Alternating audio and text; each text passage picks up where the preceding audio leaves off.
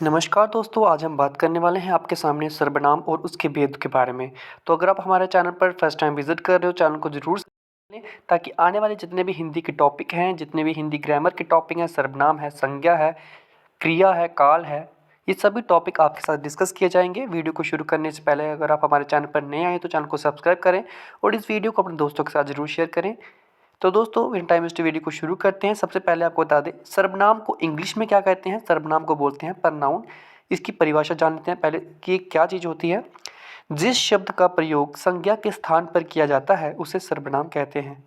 यानी कि जिस शब्द का प्रयोग संज्ञा के स्थान पर किया जाता है, संज्ञा की जगह जिसका इस्तेमाल होता है, उसको बोलते हैं सर्वनाम। यह पुनरावृत्ति को रोकने और वाक्य को संक्षिप्त व प्रभावी बनाने के लिए प्रयोग किया जाता है। यह वाक्यों को जो है रोकने के लिए और वाक्यों को जो है एक प्रभावी बनाने के लिए इसका प्रयोग किया जाता है। जैसे उदाहरण है, रवि स्कूल गया, वह बहुत खुश था। यहाँ वह रवि के स्थान पर आया है। रवि के स्थान पर कौन सा चीज़ लगी है यहाँ पर? वह। रवि स्कूल गया, वह बहुत खुश था। वह कौन है? रवि। तो यहाँ पर क्या है? ये संज्ञा के स्थान पर प्रयोग किया गया शब्द है।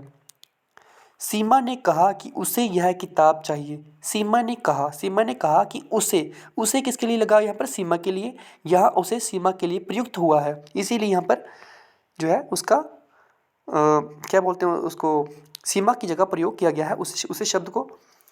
उसके बाद सर्वनाम के भेद, इसको बोलते हैं टाइप्स ऑफ प्रनाउंस। प्रनाउंस के कितने प्रकार के होते हैं? पहला आपका है पुरुषवाचक सर्वनाम।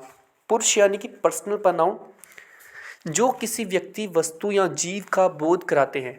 यानी कि किसी व्यक्ति के बारे में, किसी वस्तु के बारे में, किसी जीव के बारे में का बोध करवाएं, उसे कहते हैं पुरुषवाचक सर्वनाम। जैसे मैं, तुम, वह, वे, हम, तू आदि। मैं कल स्कूल जाऊंगा। तुम कहाँ गए थे? वह मेरा मित्र है। वह आपके दोस्त हैं। हम आपके रिश्तेदार हैं।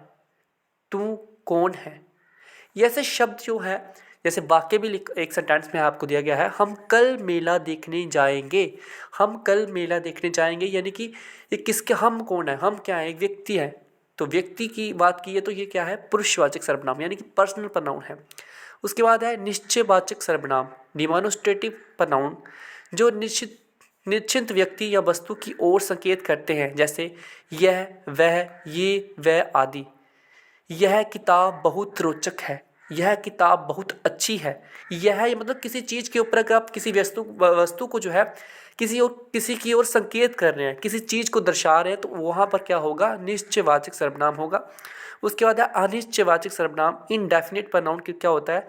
जब किसी अनिश्चित व्यक्ति या वस्तु की बात होती है, जब किसी व्यक्ति की आप खोज करते हो, तो जिसके बारे में आपको जानकारी नहीं होती है, उसको बोलते हैं अनिश्चयवाचक सर्वनाम। जैसे कोई, कुछ, कोई भी, सभी आदि।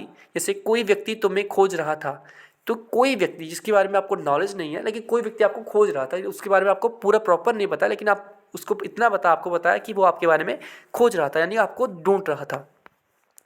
उसके बाद है प्रश्नवाचक सर्वनाम, इंटेरोगेटिव प्रोनाउन बोलते हैं इसको, जो प्रश्न पूछने के लिए प्रयोग होते हैं। जैसे कौन हो तुम? कौन स्कूल नहीं आया?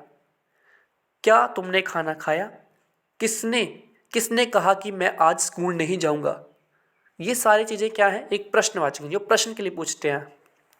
संबंधवाचक सर्वनाम, जैसे रिलेटिव प्रोनाउन हो गया, इसको रिलेटिव प्रोनाउन बोलते हैं इंग्लिश में, जो दो वाक्यों को जोड़ने का काम करते हैं, उसे संज्ञा से जुड़े होते हैं।